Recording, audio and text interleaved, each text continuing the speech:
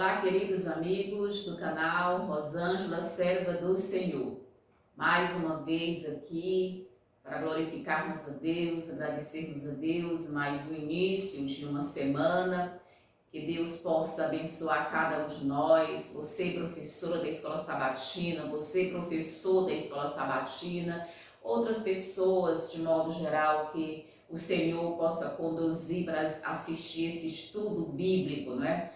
Através da Bíblia Sagrada e da lição da Escola Sabatina. Que Deus possa nos conceder realmente uma ótima semana plena, não é, do Espírito Santo em nossas vidas.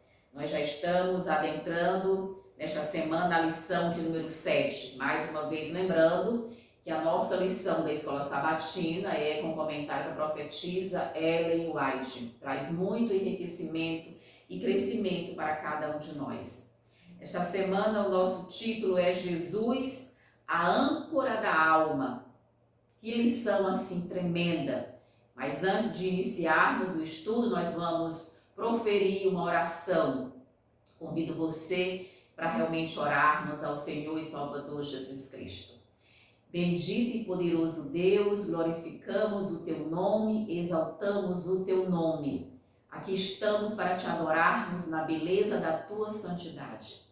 Nos dá a unção do Espírito Santo, sabedoria do alto, para compreendermos as verdades desse momento e para cada dia, Senhor da glória, poder utilizar essas verdades na pregação do Evangelho. Abençoa cada professor, cada professora, outras pessoas que terão acesso a esse vídeo. Abençoa a todos em nome de Jesus. Amém.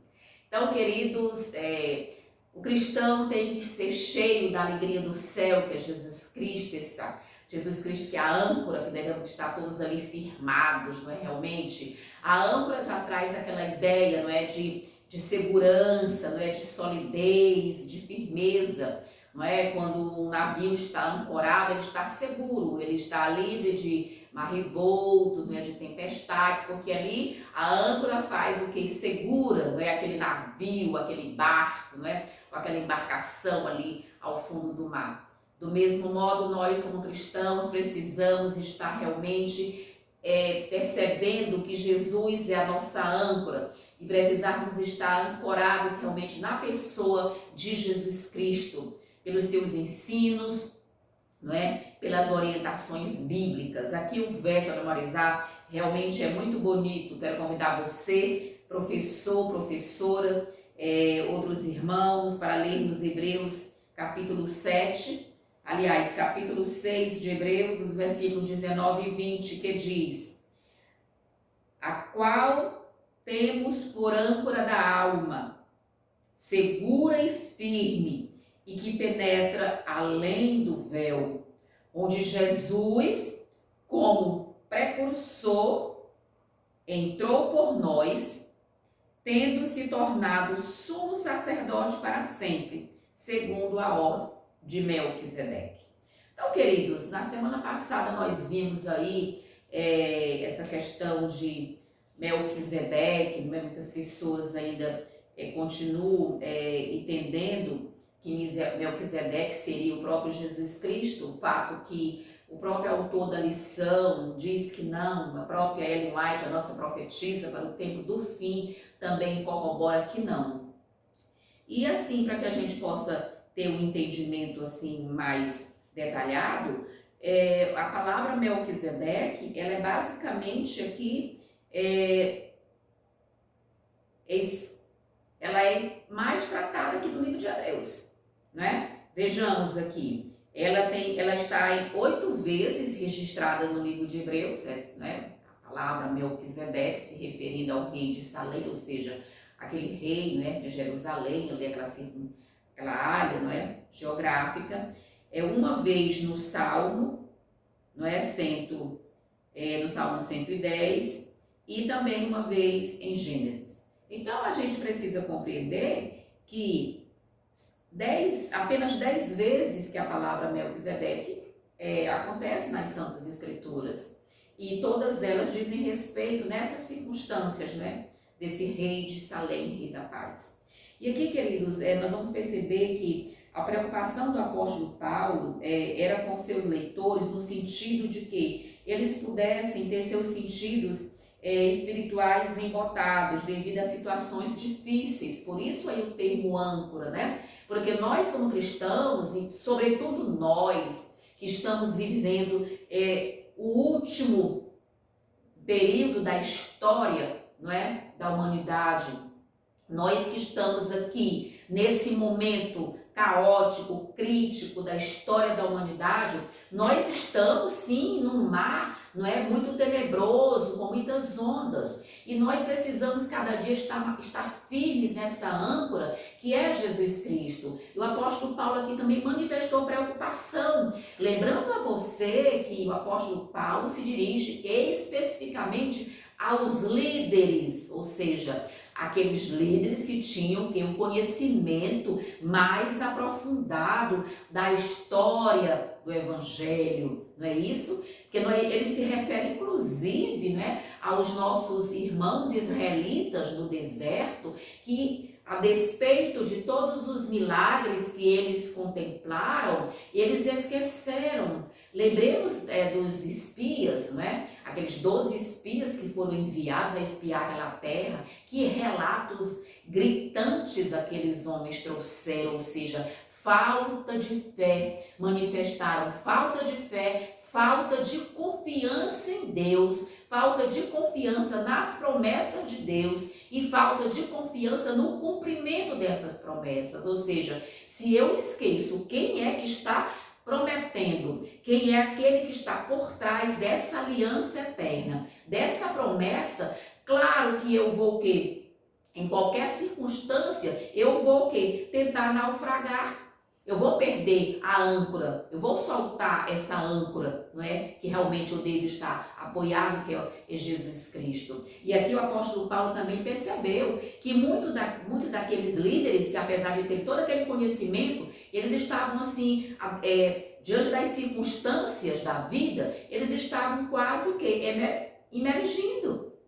Queridos, é muito comum ao ser humano, diante de algumas questões, terem falta de fé. Mas aí nós temos o quê? Nós temos a boa nova da salvação em Jesus Cristo. Mantermos firmes, olhando firmemente para Jesus. Ele é o autor, ele é o consumador da nossa fé. E por isso é que o apóstolo vai também dizer, né? Para que eles tivessem o quê?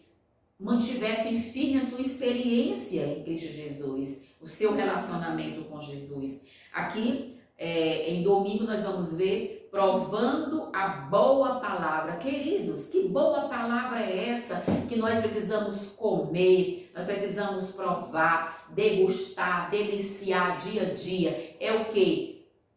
São as santas escrituras. É a santa palavra de Deus, entesourar em nosso coração, em nossa vida, em nossa mente, a boa semente da palavra de Deus, a boa palavra, queridos.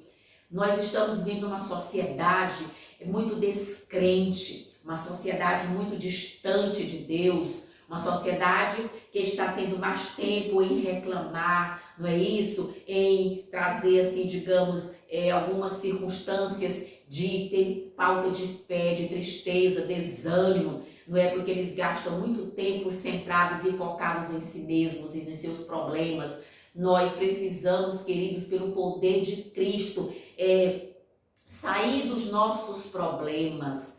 Ter os nossos problemas, sim, todos nós temos problemas, mas para além dos nossos problemas, existe Jesus Cristo, que é a nossa âncora, que é o nosso autor, que é o nosso consumador da nossa fé, que está nos capacitando cada dia pelo poder do Espírito Santo. E nós temos que estar o quê? Fincados na boa palavra aqui, provando cada dia, cada minuto, as histórias das Santas Escrituras estão aqui registradas para o nosso ânimo, para a nossa admoestação, para o nosso crescimento. E aqui tem o que Cristo, né, concede aos crentes fiéis. Queridos, Cristo, ele é o que? Ele é a luz. A palavra de Deus é luz, a palavra de Deus emana essa luz para iluminar a nossa vida, né, de modo eficiente, né? de nada vale o conhecimento bíblico sem a unção do Espírito Santo. E aí nós temos visto que muitas pessoas que detêm muito conhecimento bíblico, mas estão muito distante de Jesus, estão distorcendo a interpretação correta da palavra de Deus, porque o Espírito Santo é quem vai o quê? É quem lá, você pode conferir lá em João, não é? No capítulo 8, o Evangelho de João, quando diz que o Espírito Santo, ele quem vai o quê? É quem vai nos conduzir. Você tem também o capítulo 16, que o Espírito Santo é o nosso consolador, é o nosso confortador. Ele nos conduz a toda a verdade. E às vezes é preciso pedir também o Espírito Santo que nos mostre, nos ensine a interpretar as Santas Escrituras. E aqui nós temos o que? O dom do Espírito Santo, a boa palavra de Deus. Ou seja, é necessário que nós possamos compreender que a palavra de Deus é lâmpada para os nossos pés, é luz para os nossos caminhos. Mas uma vez iluminados pela palavra de Deus, é necessário que nós permaneçamos o quê? Firme nas promessas de Deus. É isso que o apóstolo Paulo aqui está reiterando para a liderança lá de Israel. Porque o paralelo é o quê? São os líderes de Israel, ou seja, lembra de Anás e Caifás, era a liderança, era o suprassumo da liderança de Israel. Ou seja, estavam o quê? No topo da pirâmide. No entanto, o quê? Não compreenderam as Santas Escrituras e mataram o próprio Messias, o próprio Jesus Cristo, entende? Então, às vezes, não é só deter esse conhecimento aqui, não é? Das Santas Escrituras, no sentido que de conhecimento, mas é necessário que também a iluminação por meio do Espírito Santo, para que possamos permanecer firmes nessa verdade, compreendendo essa verdade o tempo todo. Irmãos, intento de Satanás, não é?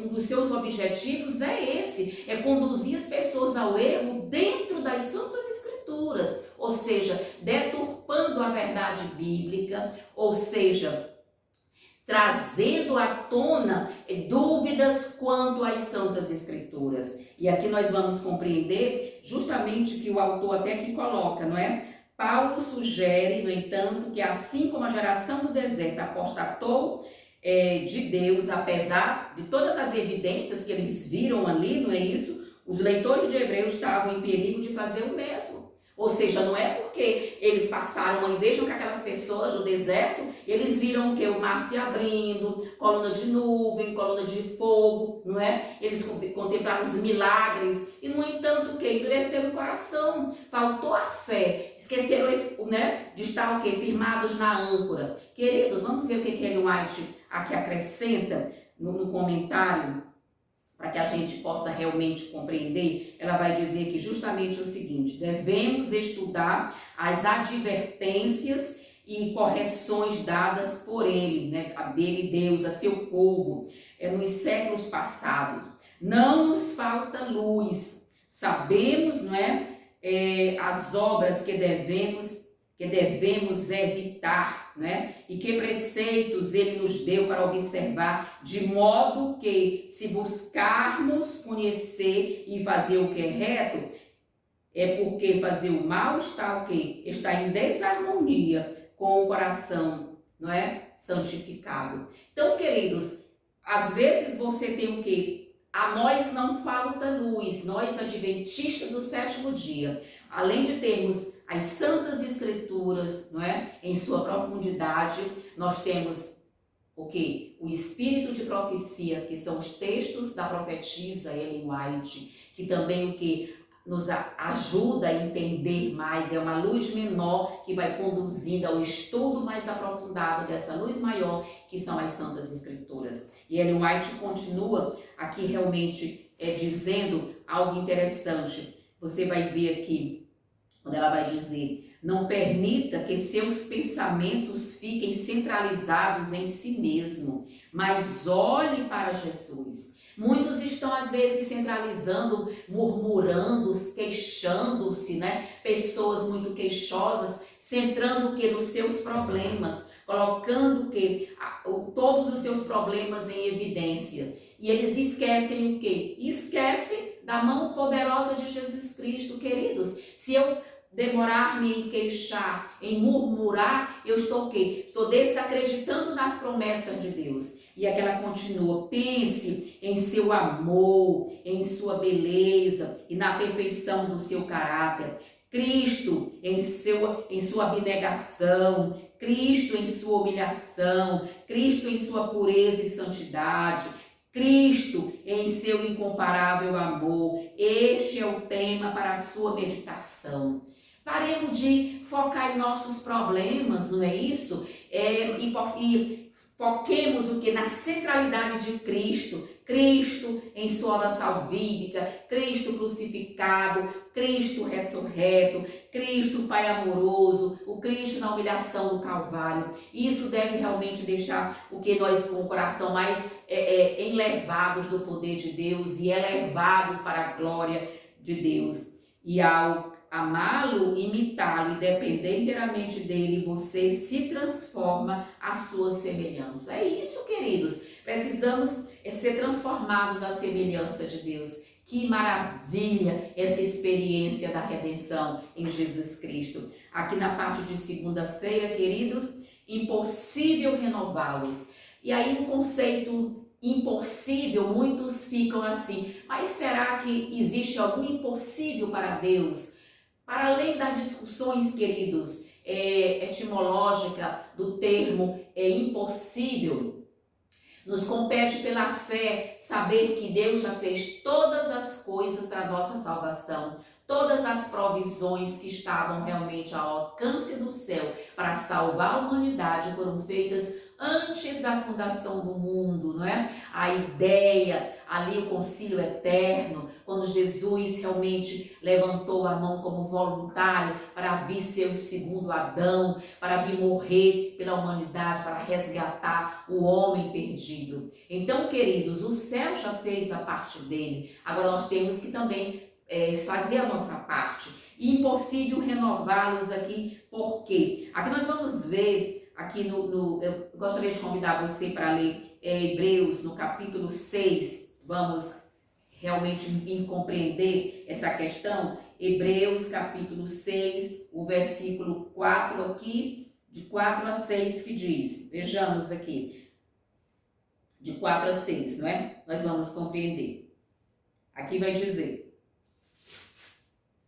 vejam que aqui, esse capítulo aqui, o primeiro subtítulo é Exortação ao Progresso na Fé. E aqui, esse segundo subtítulo é Os Perigos Espirituais. E aí inicia: é impossível, pois, que aqueles que uma vez foram iluminados e provaram o dom celestial e se tornaram participantes do Espírito Santo, não é? E provaram a boa palavra de Deus e os poderes do mundo vindouro, vejamos aí, e caíram, sim, é impossível outra vez renová-los para arrependimento, visto que, de novo, estão crucificando para si mesmos o Filho de Deus e expondo a ignomínia.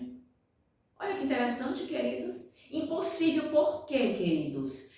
Sobretudo porque o apóstolo Paulo aqui está falando com os líderes da época. Não é aqui um texto para leigos, não. Ele estava se referindo com pessoas que tinham grande conhecimento das Santas Escrituras. Era para a liderança de Israel.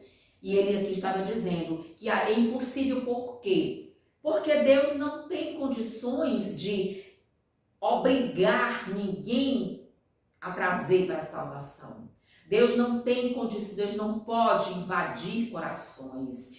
Toda a salvação é assentada sobre a nossa escolha, a sua escolha, a minha escolha. Deus permitiu-nos o que? O livre arbítrio, para que nós o que? Tenhamos condições de escolher a verdade.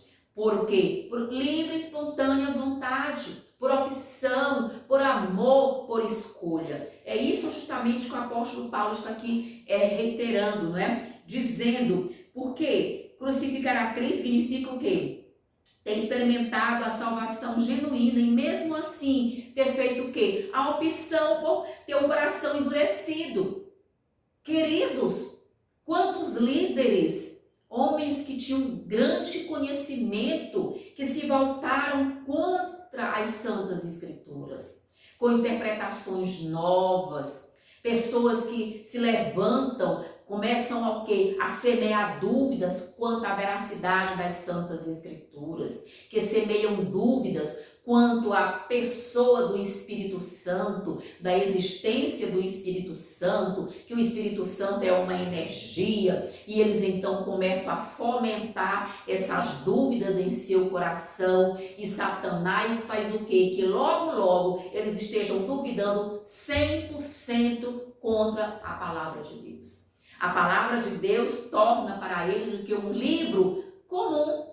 Eles não acreditam mais que a Bíblia é a palavra de Deus. Eles começam a dizer que a Bíblia contém fragmentos da palavra de Deus. Olha a diferença. Queridos, e a obra-prima do inimigo é o engano. Lembra o que ele fez com Eva lá no Éden? O engano, a distorção das palavras, e ele é mestre nessa arte desse engano. E eu tenho visto muitos líderes que com 40 anos de adventistas, com cada heresias nos lábios, desacreditando da pessoa do Espírito Santo, agora estão criando oração do santuário, estão criando oração centrante. Queridos, estão trabalhando com inteligência espiritual, estão trazendo à tona questões todas, queridos, criadas e forjadas no redil de Satanás. E nós que somos espirituais, nós precisamos sim estar firmados nessa âncora Jesus Cristo, porque nós estamos em pleno cumprimento dessa apostasia ômega, a apostasia alfa aconteceu lá com o Dr. Kellogg, um médico americano, adventista, que começou a fomentar a questão do quê? De criar Deus, trabalhando com Deus no panteísmo.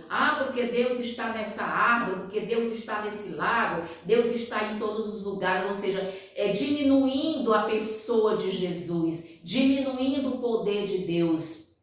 Entende? E hoje, em nossos dias, essa apostasia ômega vai ser trabalhada com mais intensidade para enganar os eleitos de Deus. E quando eu ouço, há muitos pastores em nossas fileiras, em outras denominações também, com cada heresias, falando de meditação transcendental, trazendo à tona o quê? Todo aquele arcabouço teórico perigoso, não é isso?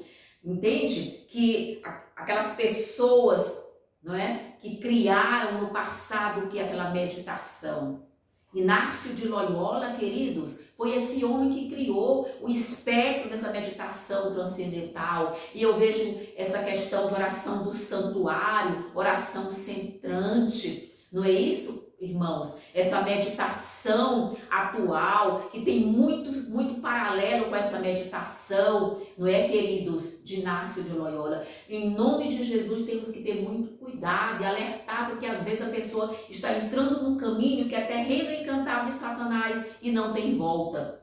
Como Anás e Caifás, para eles o quê? Não teve volta para eles. Por quê? Porque foram longe demais. Eles crucificaram Jesus literalmente e muitos depois estavam o quê? Crucificando Jesus simbolicamente. Ou seja, ao renegar, ao trazer novas teorias, não é isso, à tona. Queridos, em nome de Jesus, uma vez que você recebe a genuína luz da palavra de Deus, que você mergulhou no estudo da palavra de Deus, em nome de Jesus, deve ser com muita oração. Professor, discuta isso em sua unidade, com muita oração.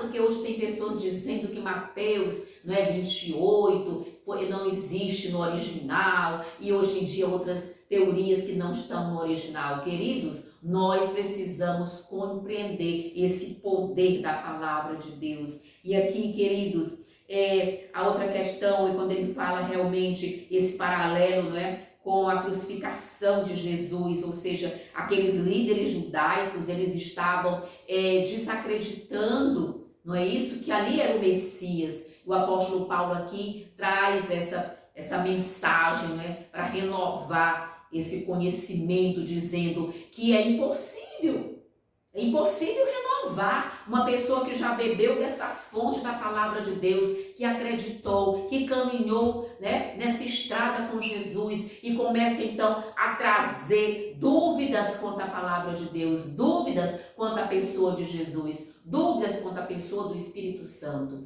E aí, queridos, é um caminho sem volta. E aqui o autor vai dizer: quando os líderes religiosos crucificaram Jesus, o fizeram porque ele representava uma ameaça à sua supremacia e autonomia. Desejavam eliminá-lo e destruir o inimigo poderoso e perigoso. O Evangelho desafia a soberania e a autodeterminação de uma pessoa no nível mais fundamental. É isso, queridos. O Evangelho é isso. Ele quer o quê? A centralidade. Jesus quer ser o primeiro, quer ser o último em nossas vidas. Jesus quer ser o tudo em nossas vidas. Não há espaço em nosso coração para Jesus e teorias humanistas. Não há espaço em nossa vida de evangelho eterno para Jesus, para o evangelho eterno, para as 3 mensagens angélicas, para a verdade presente, para o tempo do fim. E o que? O evangelismo social tão pregado hoje, né? Para esse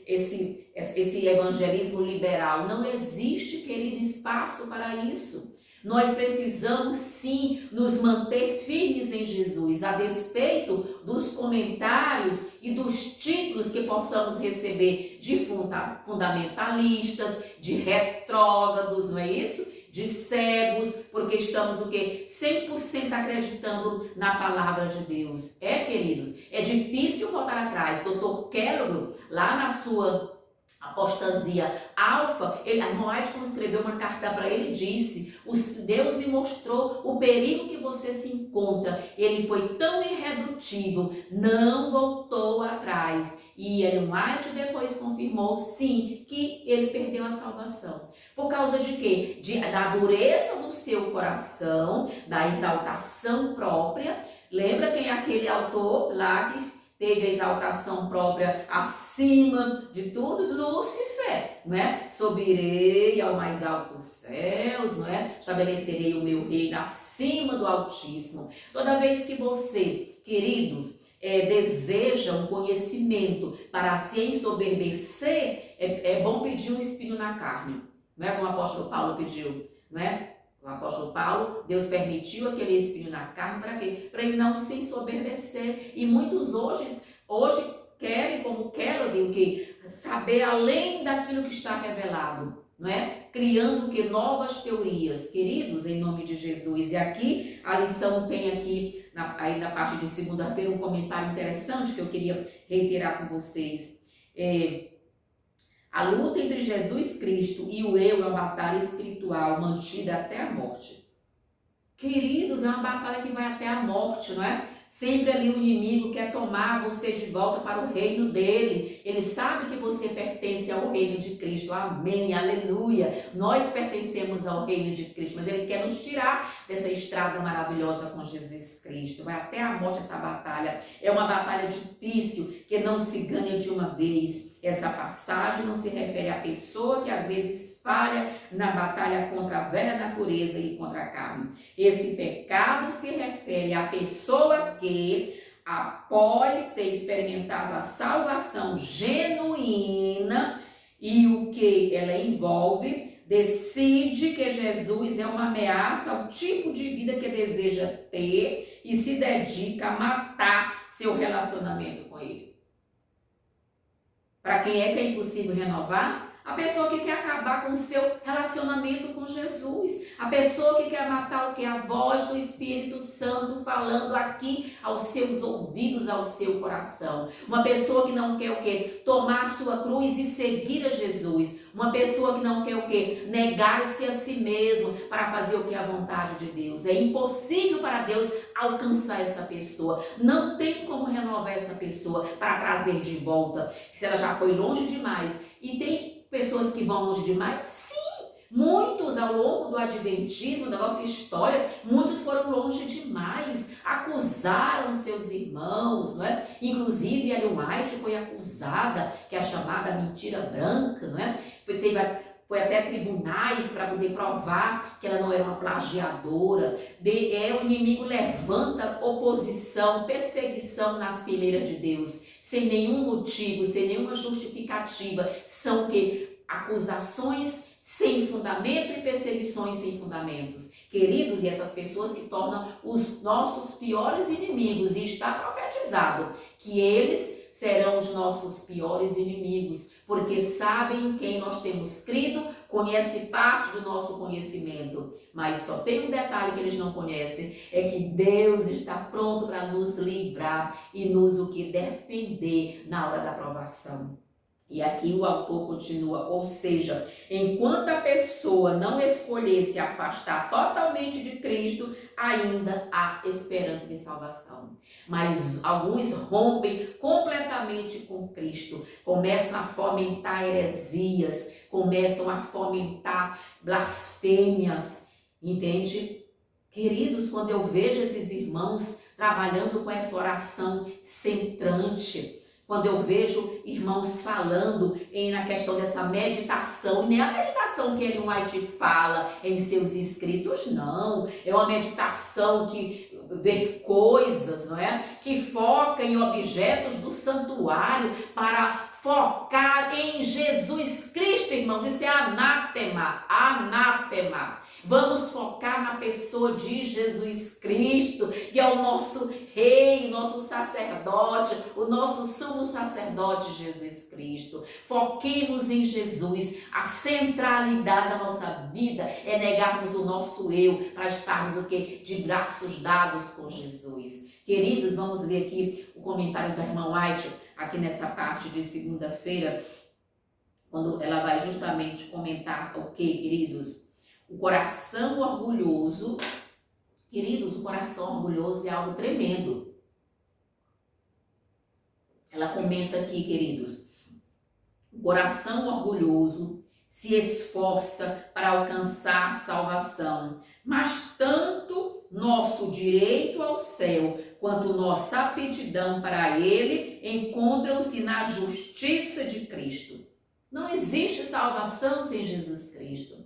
Não existe santificação sem a pessoa do nosso Consolador, o Espírito Santo, que nos foi enviado por Jesus Cristo. Eu vou enviar outro Consolador. O Espírito Santo hoje está o quê? No momento de estar gerando em nós a natureza santa de Cristo, nos santificando cada dia.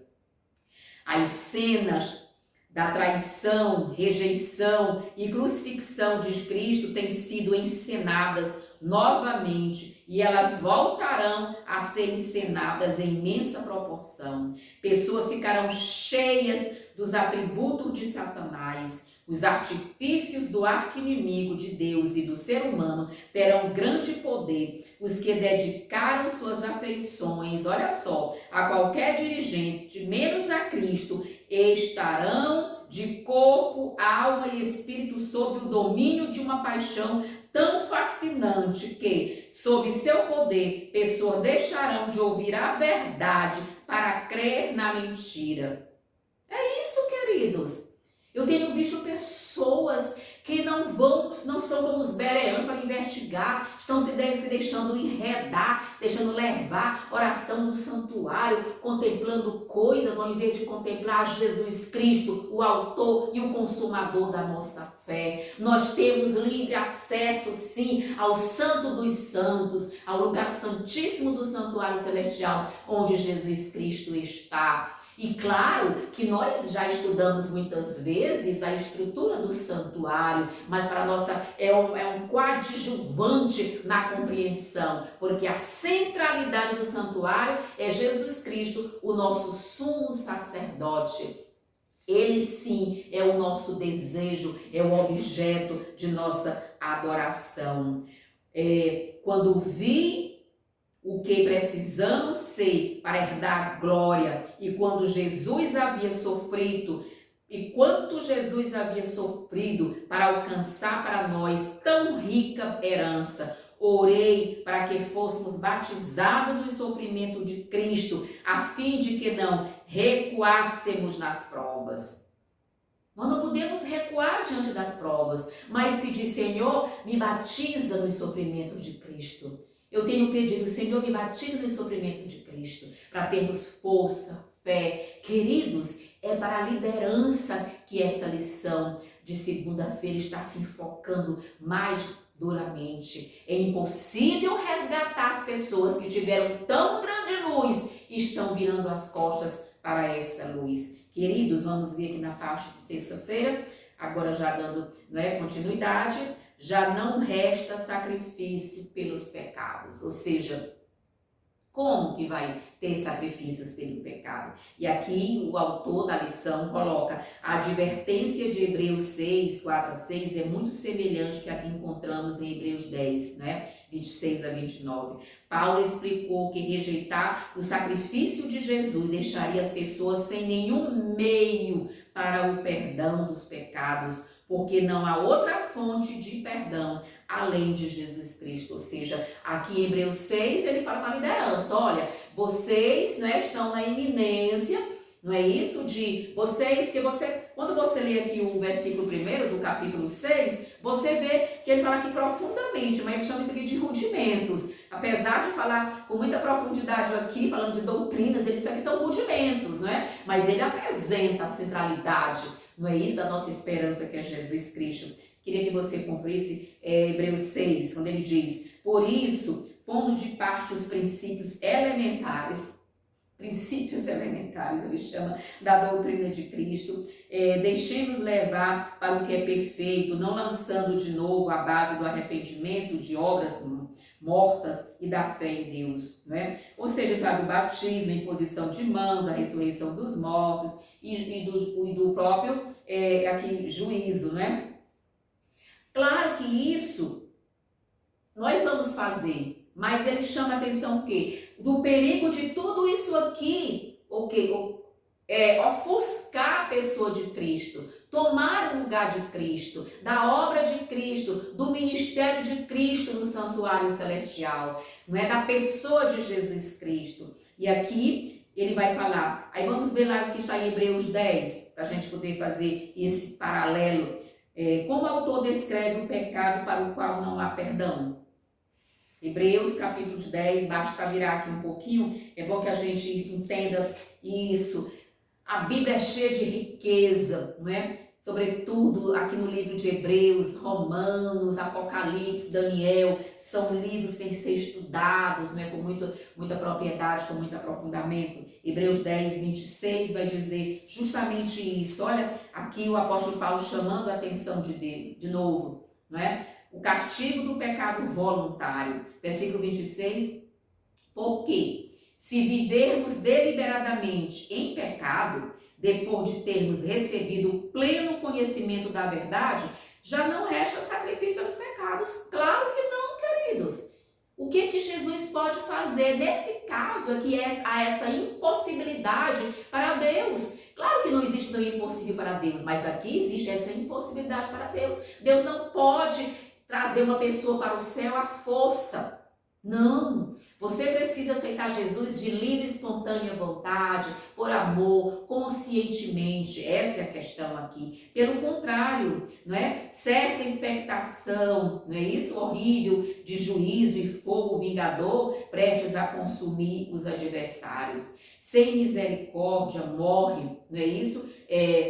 Pelo depoimento de 2 ou 3 testemunhas, aqui refere-se à lei de Moisés, Ou seja, aqui o autor, Paulo está dizendo que se você lança tudo isso fora e você endurece o seu coração e você já foi longe demais, queridos, se você não atrapalhar, Jesus vai salvar você, amém. Se eu não atrapalhar esse processo, Jesus já me salvou na cruz. O problema é que muitos de nós queremos atrapalhar a obra de Jesus Cristo. Misericórdia, Senhor da glória. Se você não atrapalhar, Jesus salva totalmente a tua vida. Então, não atrapalhemos a obra de Deus. Então, queridos, é a rejeição a Jesus, essa rejeição deliberada, essa rejeição consciente, minimizar o sacrifício de Cristo, não é isso? Ou até mesmo negar o sacrifício de Cristo, conduzir Jesus para a crucifixão de Jesus novamente. É isso que é crucificar novamente Cristo.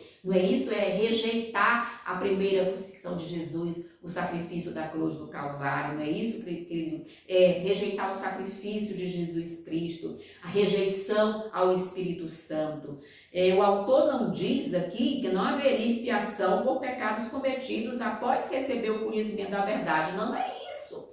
Todos nós que estamos na caminhada cristã, que já fomos batizados, já fomos ali justificados no batismo, nós estamos agora no processo de quê? No processo de crescimento e santificação. A justificação é o quê? A justificação tem duas vias, não é isso?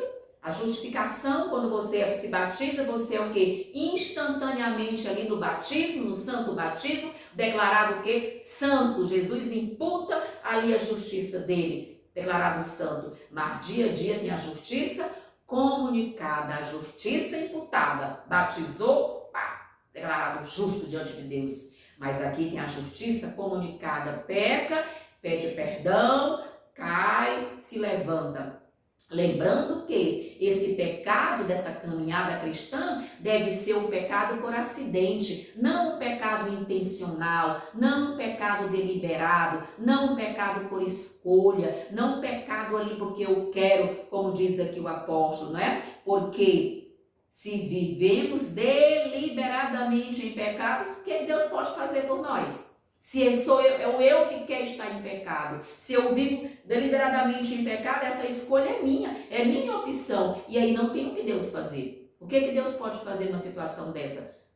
Nada. É o que fez por Lúcifer. Deus não podia mais fazer nada por Lúcifer. Ele foi longe demais, longe do alcance de Deus, não é?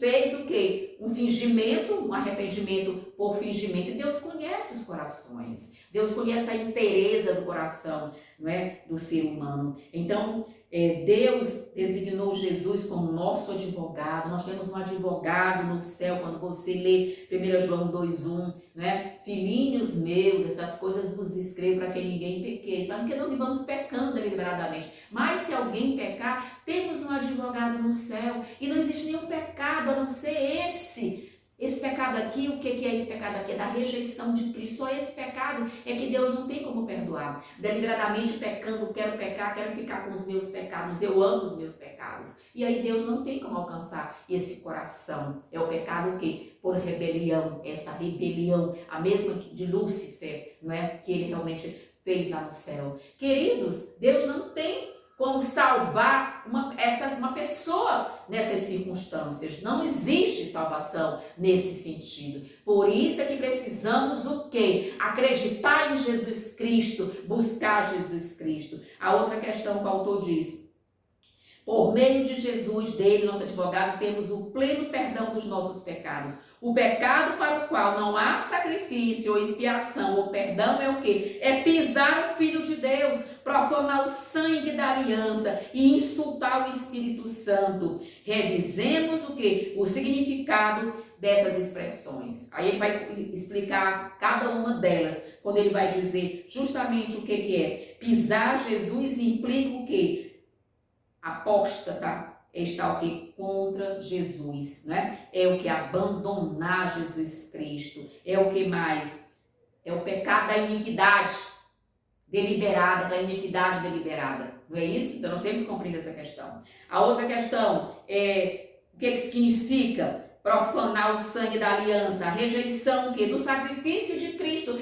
Ainda hoje o povo de Israel espera o Messias. Houve total rejeição ao sacrifício de Jesus Cristo. Jesus Cristo que eles não consideravam Messias. Ainda hoje esperam. Gente, não existe salvação, não existe expiação se eu não creio no sacrifício expiatório de Jesus, na oferta perfeita que é meu Salvador Jesus Cristo. E insultar o Espírito da graça, queridos, é insultar o quê? A insolência ou o excesso de orgulho, é rejeitar Jesus, seu sacrifício e o Espírito Santo. Vamos ler aqui um comentário de Ellen White, aqui na parte de terça-feira, quando ela vai justamente dizer o seguinte: a santificação é uma obra diária, que ninguém se engane com a crença de que Deus o perdoará e o abençoará enquanto estiver transgredindo um de seus mandamentos. Muitos querem ir para o céu continuando em pecados, queridos. Deus não pode fazer esse milagre. Esse é um milagre que Deus não quer fazer, não pode fazer e não vai fazer, porque ele teria que fazer o mesmo por Lúcifer. Se ele levar alguém que não quer para o céu, tem que mandar toda aquela turma, né? Aquela turba que desceu com Lúcifer, dos demônios, voltar para o céu. É isso, queridos. Precisamos compreender isso. A prática voluntária de um pecado conhecido faz silenciar a voz testemunhadora do Espírito Santo e separa de Deus a alma. Eu vou repetir para você ouvir esse comentário. A prática voluntária de um pecado conhecido faz silenciar a voz testemunhadora do Espírito e separa de Deus a alma. Não, cada dia você vai se afastando. Hoje o mundo está imerso na idolatria, um dos maiores pecados do século XXI. Outro pecado do século XXI é a imoralidade, não é, queridos? A pornografia. Como Satanás deu golpe de mestre, colocou na mão de cada pessoa um celular cheio de pornografia, inclusive as nossas crianças, os nossos jovens, nossos juvenis, e às vezes nós temos que clamar muito ao céu, orar muito a Deus, queridos, e eles vivem às vezes imersos nesses pecados, conscientemente não tem força para vencer, mas a força vem pelo poder do Espírito Santo.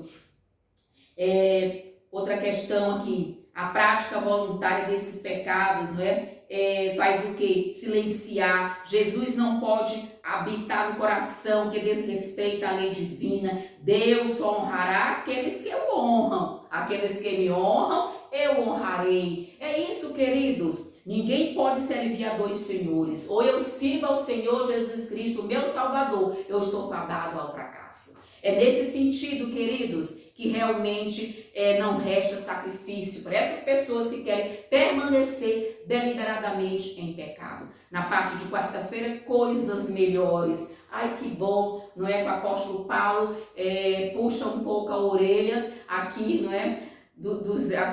A carta aos Hebreus, mas também ele faz o que? Depois ele traz alguns aspectos muito positivos, né? Coisas melhores. Ou seja, queridos, atrás da advertência de Deus existe amor. Por trás da admoestação de Deus existe amor. Por trás da repreensão de Deus existe amor. Amor, amor, amor infinito e pleno. Vamos aceitar as advertências de Deus. Mais uma vez eu vou lembrar para você, professor da Escola Sabatina, para você, professora da Escola Sabatina, meus queridos amigos de modo geral, o único profeta enviado fora de Israel foi Jonas. Todos os demais profetas da Bíblia, os profetas maiores, os profetas menores, todos escreveram para Israel, ou seja, para as ovelhas perdidas da casa de Israel, para dentro da igreja. E nós também, nesse momento, precisamos falar para os que estão dentro da igreja de Deus, os que têm esse conhecimento. O apóstolo Paulo aqui falava para a liderança lá de Israel, os homens que detinham os depositários de Deus. E é importante, mas existe amor, existe lágrima nas repreensões de Deus, existe lágrima na voz de Deus ao repreender. Não é isso, queridos? E Jesus também às vezes repreendia com dureza, queridos. Vamos ver aqui uma das repreensões mais duras de Jesus Vejamos aqui em João capítulo 8, olha que dureza, Jesus teve que dizer isso aqui com muita dureza, mas aqui existia lágrima na voz de Jesus, existia amor na voz de Jesus. Aqui de João, capítulo 8 aqui de João, vejamos aqui o versículo 44, você pode ler todo esse capítulo 8 do Evangelho de João, para você ver ali o tete a tete, o face a face, Jesus tentando admoestar e os israelitas retalhando Jesus, não é isso? Discutindo com Jesus, reclamando de Jesus, rebatendo o Espírito Santo de Deus. Isso é que se chama o que, queridos? Pecado contra o Espírito Santo de Deus. É rebelião, é endurecer o coração. E Jesus teve que dizer o seguinte: vós sois do diabo, João 8,44, vós sois do diabo que é vosso pai, e quereis satisfazer-lhe os desejos. Ele foi homicida desde o princípio, e jamais se firmou na verdade, porque nele não há verdade. Quando ele profere mentira, fala do que lhe é próprio, porque é mentiroso e pai da mentira. Vocês acham que foi fácil para Jesus chamar aquele povo de vocês são filhos do diabo? Chamou filho do diabo, porque eles estavam em franca rebelião contra Deus, rebatendo Deus. Eu fico pensando, meu Deus, eu como humana, já pensou, eu como professora, não é universitária, ter que explicar alguma coisa para um dos meus alunos e o aluno me rebater, sabendo que eu tenho todo aquele conhecimento de causa? Porque uma coisa é você permitir uma discussão centrada em um teórico, 2 ou 3, mas rebater deliberadamente aquela verdade, aquele estudo, como aqui foi rebatido por aqueles israelitas. Queridos, em nome de Jesus, é coisa séria. Jesus teve que dizer: vós sois filhos do diabo, que é vosso pai, porque vocês são mentirosos, e ele também é mentiroso, nunca se firmou na verdade. Mas essa repreensão, querido, é com amor, é sempre com o intuito de resgatar, de trazer a pessoa para a verdade. E aqui, queridos, coisas melhores. Após a forte e sincera advertência de Hebreus, no capítulo 6, que o apóstolo Paulo fez, Paulo expressou confiança de que os leitores não haviam se afastado do Filho, nem o fariam no futuro. Amém, queridos? Quando a gente passa muita mão na cabeça dos filhos, como pai, como mãe, quando a gente passa muita cabeça na mão dos membros, da membresia da igreja, sem admoestar, sem advertir, sem repreender, sem reclamar. Queridos, isso não é amor. Isso não é amor. O amor é aquele que repreende, com vistas o quê? Com vistas a restabelecer a pessoa para o caminho certo, para salvar. A repreensão é salvífica. Tem que ser feito com amor, sim, mas às vezes também com certo o quê? Severidade, não é? Ou seja, falando ali a verdade, a dureza do coração das pessoas. Queridos, em nome de Jesus. Então, todos os profetas, todos os articulistas da palavra de Deus falaram sério com Israel, falaram duro com Israel. Hoje, no século 21, é que não se pode mais pregar um sermão na igreja com advertências. Devemos sim, queridos, pregar para trazer o povo para as fileiras de Deus, para olharem para Jesus e para perceber a santidade de Jesus. Nenhum pecado pode ser o que suportado na presença de Deus. E aqui, queridos, os nossos queridos irmãos hebreus, eles o quê? Eles mostraram que eles estavam firmados na rocha pelo amor que eles demonstraram, não é, pelos outros, não é? Eles, pelo amor, pela ajuda humanitária, o amor a Deus, eles serviam aos santos. Queridos, é importante teoria e é importante prática, não é?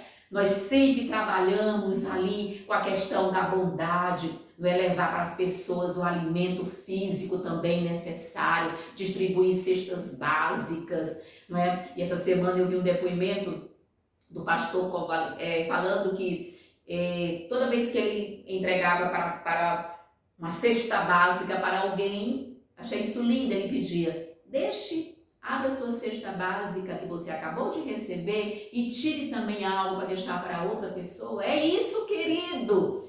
Essa é a multiplicação do amor, a multiplicação da experiência cristã. Você ganha uma cesta básica, mas tira ali alguma coisinha que você queira dar, pode ser um dar menor. Você já deixa para formar outra cesta básica. Você distribui 20 cestas básicas, né? Aquelas 20 cestas básicas para as pessoas, e cada um tira ali uma coisinha. Não interessa o que seja, dá para formar outra cesta básica para outra pessoa. E assim a corrente do bem se expande, a corrente do amor de Deus. E eles aqui, queridos, estavam fazendo o que é a prática, não é, queridos? Essa prática realmente do amor cristão, ajudar o próximo, né, também com seus recursos, não é? Seja pagando um aluguel para alguém, ajudando no aluguel de alguém, uma cesta básica, um medicamento. E a igreja adventista tem isso muito forte, né, meus queridos professores, que é justamente o braço da ADRA, da ASA, né, da igreja, né? Assistência social adventista. E aqui ele continua dizendo: os crentes mostravam amor a Deus por meio do serviço aos santos. Essas não foram ações isoladas no passado, mas ações sustentadas que se estenderam. Atos excepcionais não revelam o verdadeiro caráter de alguém. A evidência mais importante de amor para com Deus não são os atos religiosos, né, queridos? Mas o quê? Por assim dizer, mais atos de amor para com os outros, especialmente aqueles que estão em desvantagens. Paulo exortou os crentes, né, a não se esquecerem de fazer o bem. Você tem condições de fazer o bem? Faça o bem a todos, indistintamente. Aqueles que cruzam o seu caminho, né? Que a mão direita à esquerda faça, que a direita não saiba. E assim você realmente promove. Vamos ouvir o que realmente Ellen White comenta aqui na parte de quarta-feira.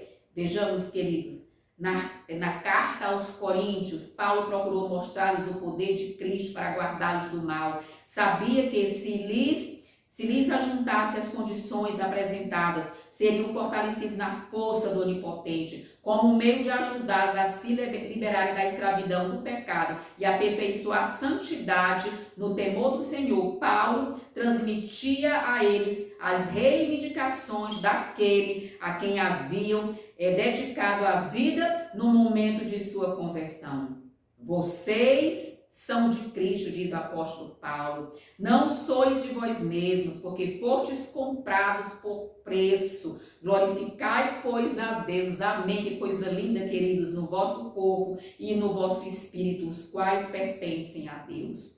Todo momento está carregado de consequências eternas. Devemos estar preparados para prestar serviço em qualquer momento. A oportunidade que agora temos de falar palavras de vida a alguém necessitado, pode nunca mais apresentar-se. Deus pode dizer a alguém: esta noite lhe pedirão conta da tua alma.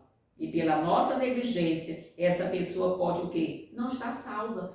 Até com palavras podemos confortar alguém, não é isso, queridos? Com uma cesta básica, com uma ajuda.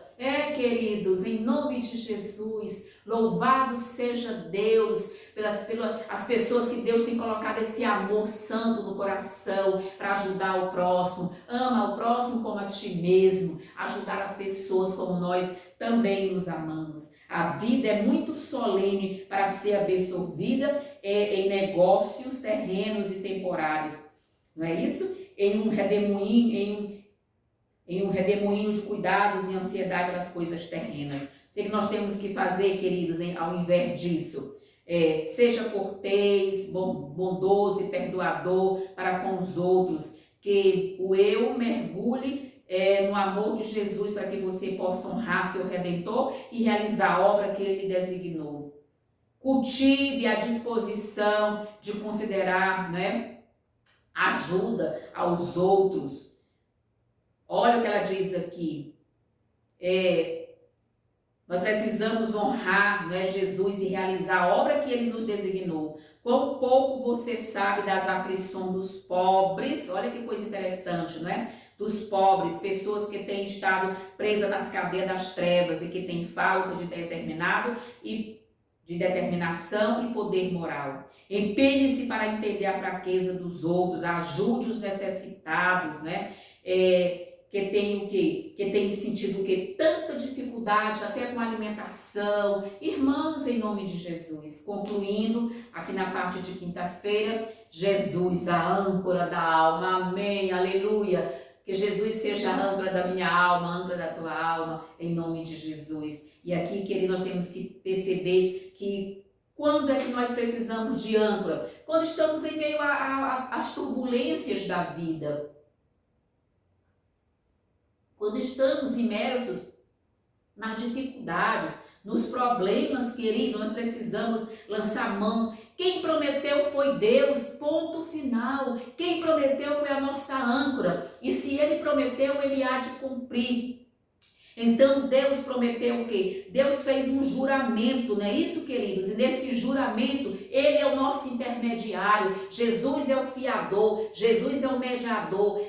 Que coisa maravilhosa! Jesus é o intercessor, Jesus é o advogado, Jesus é o sacerdote, Jesus é o sumo sacerdote. Queridos, em nome de Jesus, quem prometeu é fiel e Ele há de cumprir, está fazendo tudo para a nossa salvação. Então, como Deus garantiu suas promessas? Por meio de juramento, não é? Da aliança. Jesus, quando promete, Deus não muda, como lá está em Malaquias no capítulo 4, porque eu sou Deus, eu não mudo. Quem muda é o homem. Nós é que temos o quê? Nós é que somos, olha, não é isso? Nós estamos sempre numa revolta, um dia estamos aqui, outro estamos aqui, estamos sempre nos altos e baixos da nossa vida. Mas Ele prometeu com juramento, não é? Através também da ascensão também de Jesus. Jesus já foi assunto ao céu, Ele está na direita de Deus para o cumprimento dessas promessas, queridos. Ponto final. Basta acreditarmos no cumprimento dessas promessas. Não é isso, queridos? E aqui nós vamos ver, Deus garantiu suas promessas para nós de várias maneiras. Primeiro, Ele garantiu suas promessas por meio de juramento. Claro, queridos, tudo foi prometido e Deus sempre vem corroborando ao longo das Santas Escrituras, não é? Deus corroborou para Abraão, não é? Para Davi. Deus foi sempre o que? Corroborando suas promessas. As 12 tribos de Israel representam o cumprimento das promessas de Deus, queridos, em nome e por amor de Jesus Cristo. A entrada em Canaã terrena é o que? Representa o cumprimento das promessas de Deus. Sempre quem quebra a parte da aliança é a humanidade, nunca Deus. E aqui o segundo lugar, Deus garantiu suas promessas de colocar Jesus à sua direita. E Jesus está o quê? Está à direita de Deus hoje, queridos. Está no lugar santíssimo, no trono do Altíssimo, intercedendo por cada um de nós, queridos. Em nome de Jesus, acreditemos. Vamos concluir aqui com esse pensamento aqui de Ellen White, aqui na parte de quinta-feira, quando ela vai justamente, não é, queridos? Eu vou juntar aqui para você compreender, quando ela vai justamente aqui na parte de coisas melhores e Jesus a âncora da alma. Ele vai dizer, não é, que nós precisamos realmente saber que nós estamos realmente do lado do Senhor e Salvador Jesus Cristo.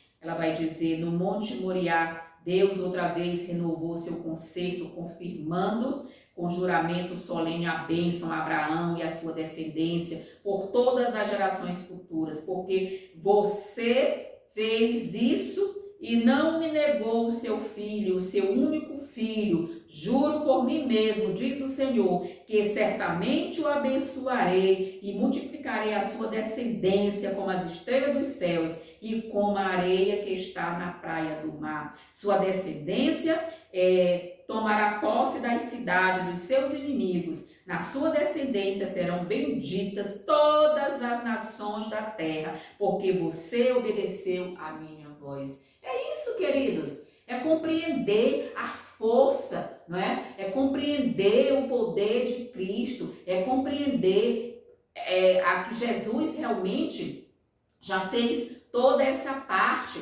não é?